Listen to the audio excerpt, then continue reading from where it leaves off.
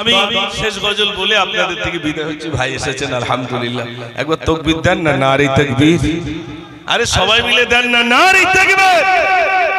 মাশাআল্লাহ। আমি শেষ গজলটা বলি বিদায় হচ্ছি। আল্লাহ তোমায় আমি ভুলেছি, ভুলেছি তোমার ওই ঘর, জানি আমি মরিলে আসবে সজন, সবাই সেদিন হবে পার। আল্লাহ তোমায় আমি ভুলেছি, ভুলেছি তোমার ওই ঘর, দুনিয়ার মায়া জাল করেছে বাঁধন, বেঁধেছে শয়তানি জাল, খুলবে কবে বাঁধন আমার, এসে গেল মৌতের কাল।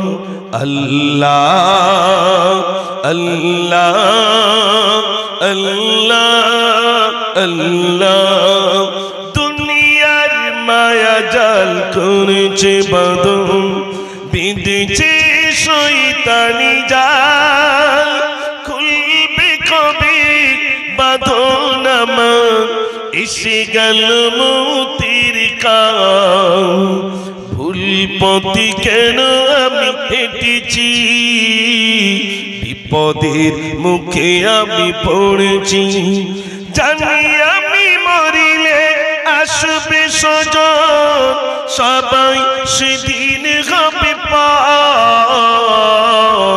আল্লাহ তোমায় আমি ভুলেছি, ভুলেছি তোমার ওই ঘর, তওবা করিলে হবে কি ক্ষমা, গুনাহে ডুবেছে জীবন, তুমি যদি ক্ষমা নাহি করো, বেঁচে থাকা পিতা হবে আমার জীবন। আল্লাহ আল্লাহ আল্লাহ আল্লাহ, তওবা করিলে হবে কি ক্ষমা, গুনাহে ডুবেছে জীবন, তুমি যদি ক্ষমা নাহি করো, বেঁচে থাকা পিতা হবে আমার জীবন।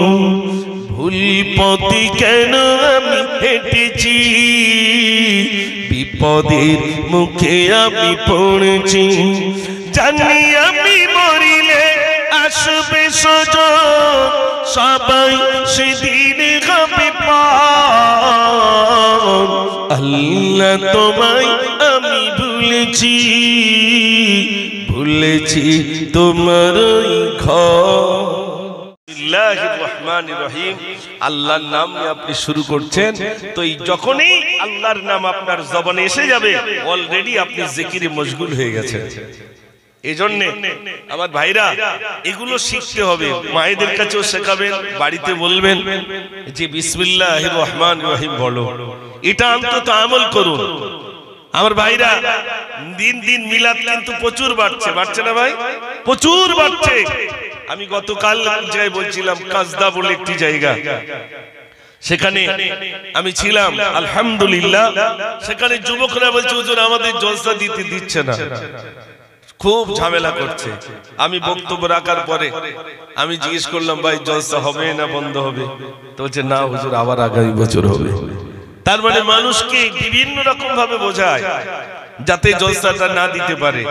এই যুবকরা, যে যুবকরা এই জলসা দিয়েছেন আলহামদুলিল্লাহ, যুবকরা ভিন্ন নোংরা কাজে থাকতে পারত, কিন্তু আল্লাহ তাদের ভিতরে কি আল্লাহর দয়া, কি আল্লাহর রহম, কি করুণা।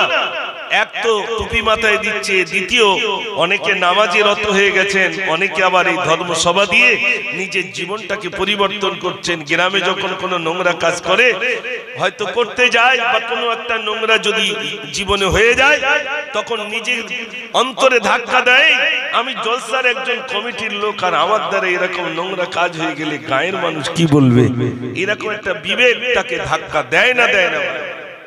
বলুন মানুষ পরিবর্তন হয় আলহামদুলিল্লাহ। আমার পরে তো অনেক বক্তা আছে, আমি আজ কি বলবো, তাই আমি দুটি গজল আপনাদের কাছে বলে যাই। এই ঈদগাহ তো নাকি ভাই, এটা এই ঈদগাহ অনেক টাকা খরচা করে আপনার ঈদগাহ তৈরি করেছিলেন, ঈদগাহ কিনেছিলেন। এই তো ভাইজান এসে গেছে, তাহলে তো আর সময় নেই। আলহামদুলিল্লাহ। কে দিয়েছে এটা? লিখে কে দিয়েছে? ও গ্রামের মহিলারা। মহিলাকে কথা বাদ, ওরাও শুনতে চাই। তো আওয়াজ দেন না, নারী তাকবীর। ভাইজান এসেছেন, আলহামদুলিল্লাহ। মূল্যবান সময় আমি নষ্ট করব না। আমি আপনাদের গায়ে আমি না ও শোনো বলি, আমি একটু বলি, শোনো, আমার বলতে দাও। বক্তা রেখিয়ে বলা যাবে না। আচ্ছা, সে আবার যদি কোনোদিন আসি সেদিন হবে। না না, আমি এ পর্যন্ত যা বলেছি আলহামদুলিল্লাহ। আমি গ্রামের ছেলে, তাই তো নাকি ভাই? এখান থেকে চৈতল বেশি দূর না। এসেছি একটা উদ্দেশ্যে, সেটা হলো আমার মাদ্রাসায় আগামী 21 এবং 22 ফেব্রুয়ারি অর্থাৎ 8 আর 9 ফাল্গুন ইসালেসো একদিকে এসেছি দাওয়াত দিতে। আমি যুবকদের বলে যাচ্ছি, যদি যায় তা সামনের বছর আমি আসছি ইনশাল্লাহ, আর যদি না যায় দেখে নেব। এখান থেকে যাইনি, আমিও আসছি না ইনশাল্লাহ। এই জন্য এটা আমি বলে যাচ্ছি। কিন্তু কই কমিটি সব কোথায়? মনে থাকবে তো? মনে থাকবে তো রাজ্জাক ভাই? হ্যাঁ মাশাআল্লাহ। এই বলে গেলাম, ভাইজান এসেছেন, একটু তাকবীর দেন সবাই। নারী তাকবীর, সিলসিলা হক ফুরফুরা শেরি, নারী তাকবীর।